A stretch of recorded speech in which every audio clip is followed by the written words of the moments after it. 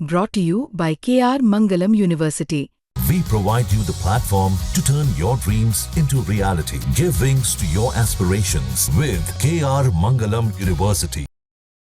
मैं आपसे ये कहना चाहूँगा, सपोज कीजिए कि आपके पास कोई भी अनवांटेड लिंक आता है, आप उस पर क्लिक कर देते हैं, तो विद इन 20 सेकंड में आपका फोन कॉम्प्रोमाइज हो जाएगा। दुनिया भर के ऐसे कौन से देश हैं जो साइबर सिक्योरिटी पे सर्वाधिक ध्यान दे रहे हैं और भारत उनमें कहाँ किस पायदान पे आप पाते हैं?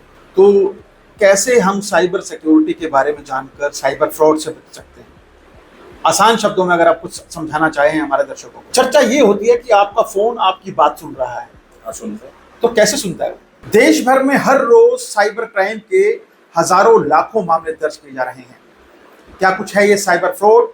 मेरे साथ इस मुद्दे पर बातचीत करने के लिए साइबर एक्सपर्ट खुशहाल कौशिक मौजूद हैं, जिन्हें न केवल यूएन ने सम्मानित कर चुकी हैं, यूएन की सरकारें सम्मानित कर चुकी हैं, बल्कि भारत सरकार भी खुशहाल कौशिक को सम्मानित कर चुके हैं।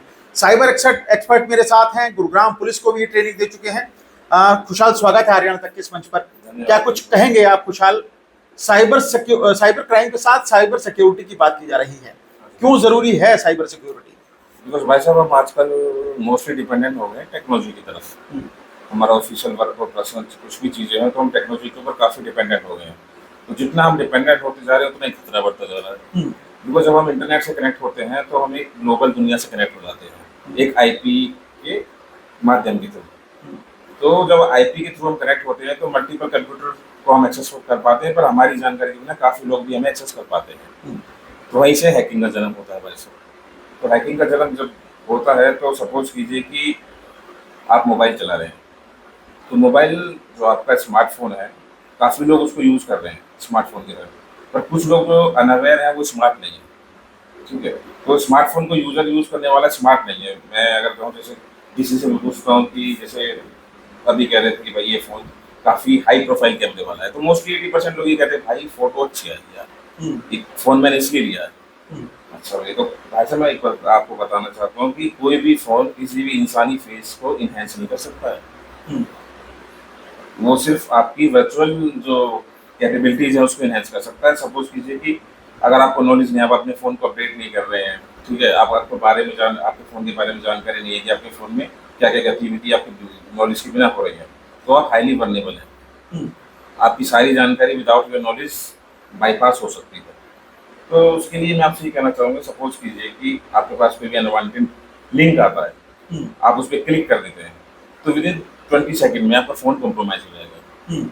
तो बिना आपकी जानकारी के आपका फ़ोन एक क्लोनिंग के रूप में सेकंड जो अटैकर है उसके पास हैंड ओवर हो जाएगा। तो आपके एसएमएस, आपके ट्रांजैक्शन, आपकी सारी कॉल हिस्ट्री, एवरीथिंग वो अपने पास मॉनिटर और रिपोर्ट कर सकते हैं। अच्छा, खुशहाल कौशिक के बारे में हम जानना चाहेंगे। खुशहाल कौशिक आज देश भर में जाने माने साइबर क्राइम एक्सपर्ट में शामिल है। कैसे ये जर्नी शुरू हुई? कहाँ से आपने ये जर्नी की शुरुआत की थी? वैसे जब मैं 2012 और 11 में शुरुआत की थी कॉलेज पास आउट के थ्रू, तो कॉलेज टाइम से साइबर सिक्योरिटी का रुझान था। पहले हार्डवेयर को किया, हार्डवेयर से फिर प्रोग्रामिंग की, फिर धीरे धीरे साइबर सिक्योरिटी स्टडी की, जॉब की, आगे इसको मॉनिटर करते गए। तो फिर काफ़ी कुछ ट्रेनिंग्स दी। वो एक 2014 और 14 में 2014 और 15 में गुड़गांव पुलिस और अन्य राज्यों की पुलिस को भी ट्रेन किया। तो उसके बाद I connected with United nation. तो 2018 में मेरा सबसे फर्स्ट R&D पेपर यूएन ने सेलेक्ट किया था। तो उसके बाद इंटरव्यू करने वाले आप थे 6 साल 7 बार आप दोबारा हुआ। तो उसके बाद भाई साहब 2021 में हुआ। फिर उसके बाद आई यूएस के डिपार्टमेंट डिफेंस से मुझे एप्रिसिएशन मिला था, future of cyber security in India. और उसके बाद में इजरायली जो के साथ थोड़ा बहुत काम करने का मौका मिला। फिर ग्लोरी ऑफ इंडिया का अवार्ड मिला 2020 में। फिर आंध्र प्रदेश गवर्नमेंट से अवार्ड मिला। तो उसके बाद रिसेंटली हम धीरे धीरे मूव ऑन होते गए। नॉर्थ वेस्टर्न यूनिवर्सिटी शिकागो ने इन्वाइट किया to train American people regarding cyber security. तो काफ़ी कुछ अचीवमेंट्स किए। यहाँ इंडिया में काफ़ी तमाम यूनिवर्सिटी से जाने वाली जो they invited me for the train their technical staff और फैकल्टीज, और सम इन्वाइटेड रिसेंटली मुझे आईटी मद्रास ने इन्वाइट किया था to train student regarding cyber security और फिजिक्स सिक्योरिटी थिंग्स। तो ये चीज़ें चलती जा रही हैं भाई साहब। उसके बाद में बस how we can protect our citizen, मेरा मोटो ये है। हमारी गवर्नमेंट, हमारी इंडस्ट्री, हमारी जो भी पब्लिक और प्राइवेट संस्थान है उसको कैसे सुरक्षा प्रदान कर सकते हैं, बिकॉज इंटरनल से ज़्यादा हमें बाहरी लोगों से ज़्यादा खतरा है। अच्छा, अगर मैं भारत की बात करूं, दुनिया भर के ऐसे कौन से देश हैं जो साइबर सिक्योरिटी पे सर्वाधिक ध्यान दे रहे हैं और भारत उनमें कहाँ किस पायदान पे आप पाते हैं? देखिए भाई साहब, अगर सबसे ज़्यादा मैं साइबर सिक्योरिटी में फोकस होता हूँ तो सबसे छोटा कंट्री है इसराइल। वहाँ का जो टीवी मैकेनिक है ना, वो भी सिक्योरिटी असेसमेंट कर लेता है। वो लोग इतने कैपेबल है। और हमारे यहाँ की रियलिटी आप जानते हैं, लोग भाई आईफोन लाया हूँ, अभी मैं फिजी कर रहा हूँ, भाई ये फ़ोन मैं लाया हूँ, इस फ़ोन को यूज़ करने का तरीका तो सोच लो कि ये फ़ोन मतलब how you can use this phone. तो फ़ोन को यूज़ करने का तरीका, सपोज कि आपको यही नहीं पता कि आपका वेंडर आपको कितने साल तक सिक्योरिटी अपडेट देगा। मेन चीज़ फ़ोन में ये होती है, किसी कैमरे में नहीं, कुछ भी नहीं, कोई बैटरी नहीं। अगर सपोज कीजिए मैं आपसे बात करूँ, अगर आपका फ़ोन, आपने न्यू फ़ोन लिया, विदिन 2-3 मंथ्स के अंदर वो हीट हो रहा है, उसकी बैटरी ड्रेन हो रही है, सेम लोकेशन पे आप और हम बैठे हैं, हम दोनों में सेम सर्विस प्रोवाइडर है, नेटवर्क है, तो आपका सिंगल स्ट्रेंथ स्ट्रॉन्ग है, मेरे में वीक है। तो जिसमें वीक है और जिसकी बैटरी ड्रेन हो रही है और जो हीट हो रहा है, उसके फ़ोन में कुछ ना कुछ रखना है। तो अगर इस चीज़ की नॉलेज आपको नहीं है तो 1.5 लाख का फ़ोन किसी आपके काम का नहीं। तो सबसे पहले अवेयरनेस इज द की। सरकार काफ़ी कुछ कर रही है। सरकार ने, आपने सुना होगा, देखिए कॉलर ट्यून है कि ओटीपी शेयर ना करें, ये ना करें। तो सरकार ये नहीं कहती कि आप ओटीपी शेयर करें, सरकार कुछ भी नहीं कहती। सरकार, अगर आपका फ़ोन खो जाता है उसके भी काफ़ी माध्यम है, तो काफ़ी कुछ जगह आपको रिपोर्ट करना पड़ता है। अच्छा, आपने एक अभियान भी शुरुआत करने जा रहे हैं, साइबर साक्षर भारत, साइबर शिक्षित भारत। साइबर शिक्षित भारत, तो इसका क्या कुछ प्रारूप है और भारत सरकार से लेकर इसको आपकी क्या कुछ बातचीत चल रही है? साइबर शिक्षित भारत की मैं 2023 में मैं उनका नाम नहीं लूँगा, कंट्री में काफ़ी बड़ा नाम है, तो जब हम दीनदयाल उपाध्याय मार्ग की बात है, तो ही सेड की भाई नॉलेज है, सब कुछ है, तो why we don't want to create something for country कि जो हमारे सिटीजन को हेल्प करे, जो हमारे पीएम प्राइम मिनिस्टर की विजन को हेल्प करे, और सब कुछ है। जो भी लोग होते हैं, जैसे कि मेरे पास भी फॉरेन इन्विटेशन थे कि to settle there for regarding cyber security, but I mostly time ignore, तो सम फैमिली सिचुएशन और दैट काइंड ऑफ थिंग। तो इसकी ये करो, तो वो चलता फिर गया। फिर उस पर R&D की रिसर्च की, कैसे क्या करें, बिकॉज ये था कि हाँ, अवेयरनेस को इंक्रीज करना है, जागरूकता फैलानी है कि ये चीज़ ऐसे है, प्रैक्टिकल ऐसे है, कोई टूल है, टेक्नोलॉजी पे नहीं जाना, लोगों को जागरूक बनाना है। तो उसको पढ़ाते फिर हमारे मेंटोर हैं पंत सर, तो जो दिसंबर 24 में मैंने उनके से डिस्कशन किया कि सर ऐसे मैं रखलाने करने जा रहा हूँ, तो यार 140 करोड़ लोग हैं, ये कैसे पॉसिबल हो, कैसे करेगा। तो आई प्लान बनाया, वो किया, सब कुछ किया। तो अप्रैल 2015 में हमने इसको लॉन्च किया, साइबर शिक्षित भारत इनिशिएटिव। तो उसमें G20 शेरपा अमिताभ खान को हमने इन्वाइट किया, सेकेंड डीजी को इन्वाइट किया, काफ़ी मिलिट्री प्रिंसिपल डिफेंस के एडवाइजरी, रक्षा मंत्रालय के प्रिंसिपल एडवाइजर को इन्वाइट किया। तो काफ़ी डिप्लोमेट्स थे और अदर सीनियर डिग्निटरीज थे, उनको बुला के इन्वाइट किया, मीडिया पर्सन थे। तो उसकी शुरुआत की, तो गवर्नमेंट के लोगों से इसकी शुरुआत कराई। आगे भी इसके लिए हम जितने भी कंट्री के बिग डिग्निटरीज हैं उनको हम इन्वाइट करेंगे, ताकि इस मिशन को प्राबल्यता मिले और जो हमारी साइबर साक्षरता का मिशन है वो आगे बढ़े। सबसे ज़्यादा हम फोकस करेंगे गवर्नमेंट स्कूल्स पे, क्योंकि इंग्लिश स्कूल में पढ़ने वाला तो सब गूगल या ये सब अपने आप को इंटरनेट सर्च करके अपने आप को सिक्योर कर लेता, कुछ प्रोटेक्शन कर लेता है, और वो बेचारा कहाँ जाएगा। आसान शब्दों में अगर मैं जानने की कोशिश करूं, हमारे दर्शक जानने की कोशिश करें, तो कैसे हम साइबर सिक्योरिटी के बारे में जानकर साइबर फ्रॉड से बच सकते हैं? आसान शब्दों में अगर आप कुछ समझाना चाहें हमारे दर्शकों को। आसान भाषा में समझ, अगर आपका फ़ोन चोरी होता है, फ़ोन बहुत सारे चोरी जाते हैं, तो लोग परेशान होते हैं, मैं कहाँ जाऊँ। तो भारत सरकार का एक प्लेटफॉर्म है, संचार साथी .gov.in, उस पर जाके उसको आप रिपोर्ट कर सकते हैं। और सपोज कीजिए कि अगर आप कोई सेकेंड हैंड फ़ोन लेते हैं, तो आपको पता नहीं, फ़ोन सबके मन में रहती है कि भाई मेरा फ़ोन चोरी का है नहीं है, तो आप उस EMI नंबर को वहाँ जाके चेक करेंगे, तो उसमें पता चल जाएगा कि फ़ोन के लिए पहले क्या था, FIR दर्ज हो चुकी है, ये चीज़, ठीक है। दूसरी चीज़, अगर आपके साथ फाइनेंशियल फ्रॉड होता है कि कोई भी OTP नहीं मांगता है, ठीक है, कोई भी ये नहीं कहता कि आप अपना ये पर्सनली, यानी कि जो ट्रेंड है वो चेंज हो रहा है साइबर फ्रॉड। जैसे टेक्नोलॉजी चेंज होगी, हैकर्स तो चेंज होंगे ना। तो आपको ये चीज करनी है। आपको फाइनेंशियल फ्रॉड के लिए you have to protect yourself because you have to avoid to share your personal thing, आपका Aadhaar number, PAN number, this kind of thing. Suppose कीजिए कि आप किसी भी ग्रोसरी स्टोर में जाते हैं, वहाँ सबसे पहले आपसे आपका मोबाइल नंबर मांगा जाता है। तो मोबाइल नंबर आपका काफी जगह कनेक्टेड है, आपके बैंक में भी, ओटीपी, आधार के लिए, एवरीथिंग। तो वो कोई ऑफर के लिए नहीं मांग रहा है आपसे, वो आपसे इसलिए मांग रहा है ताकि वो आप डेटा बैंक बना के उसको सेल कर सकते हैं। फिर डेटा की मैपिंग होती है, फिर देखते हैं इसका अकाउंट इससे इफेक्टेड है, उसके अकाउंट में इतना राशि। अभी 20 डेज पहले की बताता हूँ, एक रिटायर्ड जज साहब हैं, उनके अकाउंट से 50 लाख रुपए निकाले गए। निकाले क्या गए हैं, बस उनको वही डिजिटल अरेस्ट का केस हुआ। वो केस जब हमारे पास आया तो उनको बस ये मैं फेक IPS CBI से बोल रहा हूँ, मनी लॉन्ड्रिंग के फ्री से, दैट काइंड ऑफ थिंग। जज साहब ने घबराहट में वो पैसे सेंड कर दिए, उसको ब्लॉक कराया गया, बट जब तक देर होती जब तक वो पैसे निकल चुके हैं। तो मैं आपको ये कहना चाहूँगा, कोई भी पुलिस या कोई भी आपको थ्रेट नहीं कर सकता, उसका लीगल प्रोसेस होता है। अगर आपने कोई भी क्राइम किया है तो ऑनलाइन कुछ भी नहीं होगा, वो आप जाने, जो कुछ होगा वो एक गवर्नमेंट के चैनल के माध्यम के थ्रू होगा। तो इन चीज़ों से बचना चाहिए। दूसरा, अगर आप कहीं भी जाते हैं, होटल्स में कहीं भी घूमने जाते हैं, तो फ्री के वाईफाई के लिए लोग काफ़ी तरसते हैं, भैया पासवर्ड दे दीजिए। तो वाईफाई के लिए हमारे जैसे कुछ जो टेक्नोलॉजी हम कंट्री के लिए यूज़ कर रहे हैं, भले के लिए, तो वो बुरी चीज़ के लिए भी यूज़ होती है। तो वहाँ एक फेक वाईफाई एक्सेस पॉइंट बना दिया जाता है। तो जैसे आप उससे कनेक्ट होते हैं, आपकी नॉलेज के बिना सारा आपका फ़ोन क्लोन हो गए दूसरी के बाद चला जाता है। अच्छा, दूसरा आपने एक सवाल उठाया कि आप महंगे फ़ोन खरीद रहे हैं लेकिन आपको फ़ोन के बारे में जानकारी नहीं है।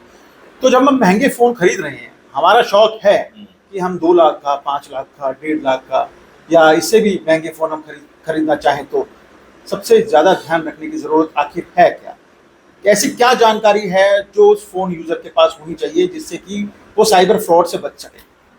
देखिए, जो अभी सोशल मीडिया का काफ़ी लोग इस्तेमाल कर रहे हैं, 2 प्लेटफॉर्म्स हर एक के मोबाइल में मिलेंगे, फेसबुक, इंस्टाग्राम, स्नैपचैट। फेसबुक की जो पॉलिसी है, आपकी फाइनेंशियल डिटेल जानकारी लेगा, आप क्या कर रहे हैं वो रिकॉर्ड करेगा, आप कहाँ कहाँ जा रहे हैं वो रिकॉर्ड करेगा, और आप क्या यूज़ कर रहे हैं, आपकी पॉलिटिकल व्यूज़ क्या क्या हैं वो रिकॉर्ड करेगा, और फिर उसका डेटा बैंक बनाएगा। क्योंकि साइबर सिक्योरिटी में आपको कोई कुछ भी फ्री देगा, when the something is free then the real product is you.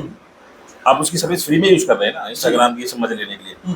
तो जो मजे लेने के लिए आप यूज कर रहे हैं ना, तो पीछे से आपके डेटा के साथ मजे लिया जा रहा है, उसका बैंक बनाया जा रहा है। तो अगर आप इस चीज पे कुछ फेसबुक पे या सोशल मीडिया कुछ डालना है तो सेंसिटिव इन्फॉर्मेशन ना डालें।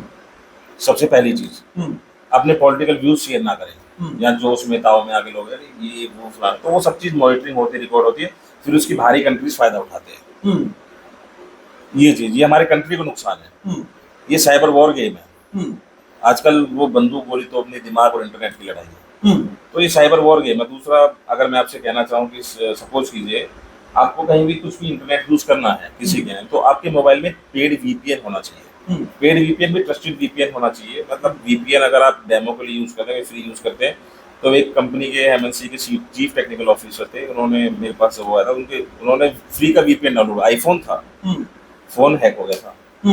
तो VPN भी कई बार अगर जानकारी का यूज किया तो खतरनाक बन जाता है। 2 सवाल मेरे खुशहाल और हैं इसमें।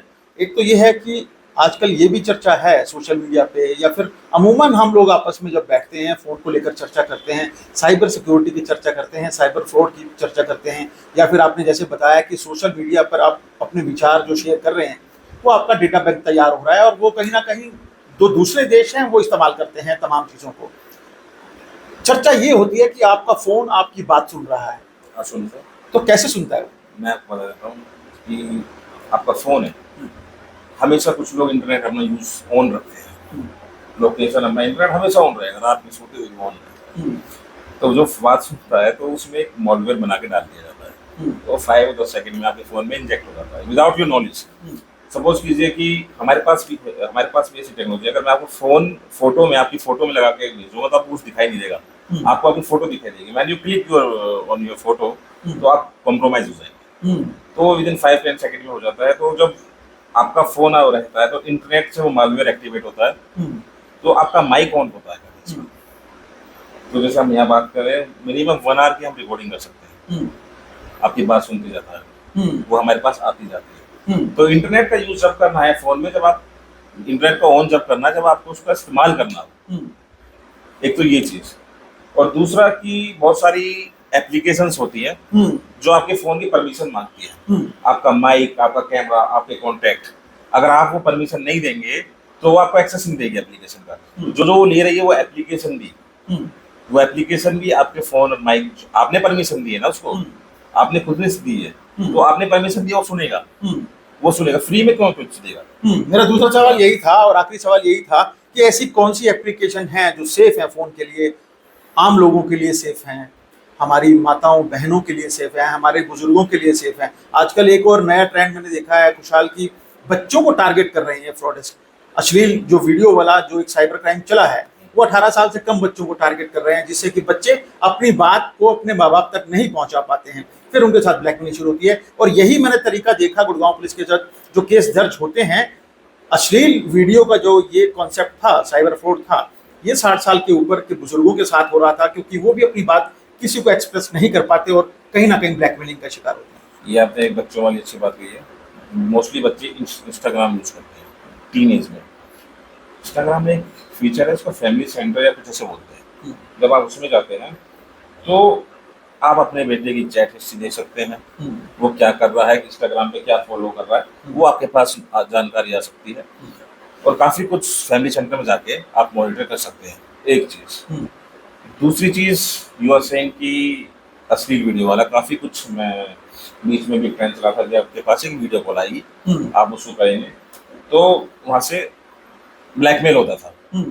तो वो प्री रिकॉर्डेड एक वीडियो होता था, वो कोई लाइव नहीं चलता था, वो प्री रिकॉर्डेड एक वीडियो होता था। वो बस प्लेटफॉर्म लॉन्च किया और एक्टिवेट किया और आपके पास कॉल चली गई। तो ये सारी चीज़ें होती थी। उसके बाद मैं आपको बता रहा हूँ कि जो आपका डेटा, मैं आपको बताता हूँ कि जैसा आपको कुछ, मैं बैंक से उनका नाम नहीं लेना चाहता हूँ, आप सीनियर हैं, सीनियर सिटीजन हैं, अगर आप अपने अकाउंट में कुछ मॉनिटरिंग या कुछ नहीं कर रहे हैं, आपके बैंक का डेटा लीक हो जाएगा कि ये अकाउंट में फलाना फलाना है, ये मॉनिटर नहीं कर रहा है, तो वहाँ से कार्रवाई शुरू होती है, आपके सोशल मीडिया अकाउंट तक पहुँचती है, ठीक है ना, फिर आपके यूपीआई तक पहुँचती है। तो ऐसे डेटा लीकेज बन रहे हैं। डेटा हम खुद देते हैं, सपोज कीजिए कि डोमिनोज पिज़्ज़ा को हम कहते हैं, डोमिनोज पिज़्ज़ा का एक बहुत बड़ा ब्रीच हुआ, तो जब डोमिनोज पिज़्ज़ा का बहुत बड़ा उसमें ब्रीच हुआ, अगर आप ऑनलाइन पिज़्ज़ा मंगाते तो आपका डेटा ऑलरेडी वहाँ है, और वो हमारे पास नहीं, विदेशों तक घुमा हुआ है, डार्क वेब पे लीक हो, जब भारत लीक से वो हुआ था। पर एप्लीकेशन ऐसी है कि कोई भी एप्लीकेशन जो आप अनट्रस्टेड सोर्स से डाउनलोड करते हैं, थर्ड पार्टी के थ्रू डाउनलोड करते हैं, जैसे कि ऑनलाइन डेटिंग की एप्लीकेशन हो गई, हाईली वल्नरेबल है। कुछ गेम्स है, मैं नाम दे दूँ, वो हाईली वल्नरेबल है। कुछ गेम्स पर प्लेइंग कार्ड्स के आते थे, हाईली वल्नरेबल है। एक कैट काइंड ऑफ थिंग्स आती थी जो वॉइस, डिफरेंट टाइप की वॉइस निकालती थी, वो हाईली वल्नरेबल है। एक टॉर्च स्कैनिंग की एप्लीकेशन आती थी, वो हाईली वल्नरेबल है। और तीसरा, कुछ एप्लीकेशंस जो फ्री सॉन्ग डाउनलोडर है, this kind of application is also highly vulnerable. तो आपको इनको यूज करने से बचना चाहिए। आपको जो भी है वो लेजिटिमेट ट्रस्टेड सोर्स से डाउनलोड करना चाहिए। अच्छा, चुनौती तो आपके लिए भी बढ़ने वाली है खुशहाल, एआई का जमाना आ गया है। AI अब एआई के लिए लोग उत्सुक हैं कि कैसे एआई टेक्निक को हम इस्तेमाल करें, लेकिन क्या एआई के आने के बाद साइबर सिक्योरिटी का खतरा या साइबर फ्रॉड का खतरा और ज़्यादा बढ़ने वाला है? काफ़ी कुछ बढ़ चुका है और बढ़ता ही जाएगा, क्योंकि एआई वो सबसे ज़्यादा खतरनाक है। और जैसे जैसे नई नई टेक्नोलॉजी यूज होती तो रिसर्च एंड डेवलपमेंट के थ्रू प्रिवेंशन भी आता जाता है। तो प्रिवेंशन के थ्रू, सपोज कीजिए कि मैं आपको बताऊं, जितने भी डिजिटल अरेस्ट के केस होते थे, जो फेक पुलिस वाले होते थे, वो एआई का यूज करके अपने आप को बना देते थे। पीछे का फेक सब कुछ, पुलिस मुख्यालय, ऑफिसेस, फेस, वर्दी, एवरीथिंग वो फेक होता था, वो एआई के थ्रू क्रिएट करते थे। और एआई के थ्रू रिसेंटली एक स्टेट में इलेक्शन हुए थे, तो वहाँ पे डीप फेक एक टेक्नोलॉजी काफ़ी चली, जो फोटो इस्तेमाल करके लोग अपना सोशल मीडिया पे डाल रहे हैं, डीप फेक इस्तेमाल करके। तो बहुत वहाँ दोनों पार्टीज के बीच में उसको यूज किया गया, तो काफ़ी कुछ बवाल हुआ, तो उसको आइडेंटिफाई किया गया। तो सपोज कीजिए कि एआई और उसके बीच में अब एआई इतनी एडवांस होगी, पहले हम बता देंगे यू कैन जूम आइडेंटिफाई, यहाँ से ट्रिगर फटेगा, यहाँ से लॉन्च होगा, तो वो इतनी एडवांस आ गई इस ईयर से कि उसको आइडेंटिफाई करना काफ़ी मुश्किल है। फिर भी उसके ऊपर आइडेंटिफाई करके यू कैन आइडेंटिफाई कि कहीं ना कहीं उसमें लैक होता है, जो ओरिजिनल है वो ओरिजिनल रहेगा।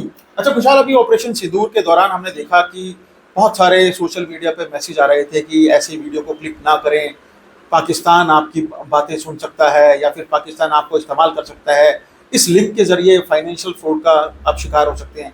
क्या ऐसी वॉर के वक्त में भी साइबर इस तरह की जिस साइबर वॉर की बात की जा रही है, उस तरह की वॉर देखी जा सकती है क्या? और देखिए, लोगों को कैसे बचना चाहिए उनसे? चलिए मैं आपको बताता हूँ।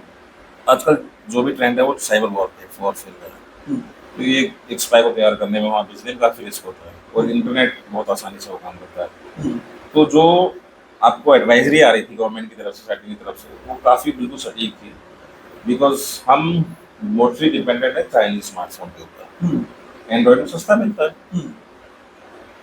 मिलता है, और किसी को भी ये नहीं पता प्री लोडेड 2 मॉलवेयर के साथ में आता है। एक एक्टिवेटेड और dead malware. Dead malware sleeper cell की तरह काम करता है। जब उसकी जासूसी जब पड़ती कोडिंग के थ्रू डाला, निकाला, वो शांत करते हैं। तो जो सस्ता दे रहा है वो कोई हमारा रिलेटिव नहीं है, हमारे देश के ऊपर मेहरबानी नहीं कर रहा है। चाइना की पॉलिसी है, इतना दो इतना निकालो। तो मोस्टली हमारे एंड्रॉइड यूजर जो भी हैं वो सब देशभक्त हैं। फेसबुक पे यहाँ पे तो आपको पता देशभक्ति दिखाते रहते हैं। जहाँ जरूरत होती वहाँ नहीं दिखानी, सोशल मीडिया पे दिखानी है। तो सोशल मीडिया दिखाने के ऊपर इसलिए सरकार ये थी कि भाई ऐसे ऐसे अनवांटेड चीजों पे क्लिक ना करें, क्योंकि एक फोन से कब किसको खास को कॉल लग जाए किसी को नहीं पता। आप समझ रहे हैं? और कहाँ किसको क्या मैसेज चला जाए। तो जो वो प्रीलोडेड मालवेयर था वो इससे लिंक करके सेकंड में, थर्ड में, फोर्थ में, ऐसे वो हायरार्की में चला जाता है। तो एडवाइजरी इसलिए जारी की गई थी कि वो ऐसे पूरा मोर देन 15 से 16 लाख अटैक्स जनरेट किए गए थे, एकदम मास लेवल पे। तो कहीं ना कहीं कोई ना कोई तो फंसेगा। तो सरकार ने एडवाइजरी जारी की कि इस पर क्लिक ना करें, इस तरह की खबर ना हो जाए। तो काफी कुछ वल्नरेबिलिटीज फाइंड आउट की थी, तभी वो जनरेट किया गया। और दूसरा कि जैसे कि मैं आपको बताऊंगा 19 में गलवान के दौरान भी काफी एप्लीकेशंस बैन की गई थी। तो टिकटॉक जो था वो हाईली वल्नरेबल था, तो उसका एल्गोरिथम इसलिए डिजाइन किया गया था। अगर आप हमारे कंट्री के लिए कुछ डालेंगे तो एकदम वाइल्ड फायर होगा, नेगेटिव कंटेंट। और किसी के लिए दूसरे सपोज चाइना किसी के लिए डालते तो सस्पेंड हो जाता कंटेंट। तो बस इसी तरह से टेक्नोलॉजी भी का भी एक वेपनाइज यूज हो रहा है, और साइबर वॉरफेयर सबसे ज्यादा यूज किया जा रहा है। तो किसी भी देश की जानकारी उसको मॉनिटर करना काफी, जैसे हमारे नेबर्स कंट्री वो हमारे फोकस करना चाहते हैं, हमारे फाइनेंशियल इंस्टीट्यूशन को कंट्रोल करना चाहते हैं, हमारे क्रिटिकल इंफ्रास्ट्रक्चर को कंट्रोल करना चाहते हैं, हमारे ग्रिड में क्या हो रहा है, क्या R&D चल रही है, क्या हो रहा है, हमारे जितने भी डिफेंस के सेंटर्स हैं, R&D सेंटर्स हैं, जो भी हम कर रहे हैं DRDO, तो उनको मॉनिटर करना चाहते हैं, उन पे अटैक्स होते हैं। पेट्रोलियम गैस कार्डल्स को वो मॉनिटर करना चाहते हैं, तो ताकि मॉनिटरिंग रख सके कि हम क्या कर रहे हैं, कहीं उनसे आगे निकल रहे हैं या कुछ कर रहे हैं, मॉनिटरिंग रहे। तो इसलिए सबसे पहले साइबर अटैक्स, ताकि इनकी रणनीति पता लगे। भाई साहब, अगर मैं आपको बताना चाहूंगा, अगर आप कहीं भी कुछ भी किसी से भी हो, तो सबसे पहले अगर आपकी पूरी प्लानिंग ही लीक हो जाएगी तो आप कैसे जंग जीत पाएंगे। तो ये मेरे साथ खुशहाल कौशिक हैं, जो कि साइबर क्राइम एक्सपर्ट हैं, देश का जाना माना नाम है, और अपना ये एक साइबर क्राइम से बचने के लिए साइबर शिक्षित भारत भी शुरू करने जा रहे हैं। सरकारी स्कूलों से इसकी शुरुआत करने जा रहे हैं। लेकिन बिल्कुल ये सही बात है कि सोशल मीडिया को जो तमाम देश हैं वो एक वेपन की तरह इस्तेमाल कर रहे हैं। अगर वो वेपन की तरह सोशल मीडिया और तमाम प्लेटफॉर्म को इस्तेमाल कर रहे हैं, तो जिम्मेदारी हमारी बहुत बढ़ जाती है कि हम वेपन की तरह इस्तेमाल ना हो, यूजर की तरह इस्तेमाल ना हो, बल्कि एक सभ्य नागरिक का परिचय देते हुए, समझदारी के साथ साइबर सिक्योरिटी को समझते हुए तमाम तरह के कमेंट करें, तमाम तरह की प्लानिंग करें, सोशल मीडिया पर सर्फिंग करें। कैमरामैन प्रवीण कुमार के साथ नीरज वशिष्ठ, गुरुग्राम, हरियाणा तक।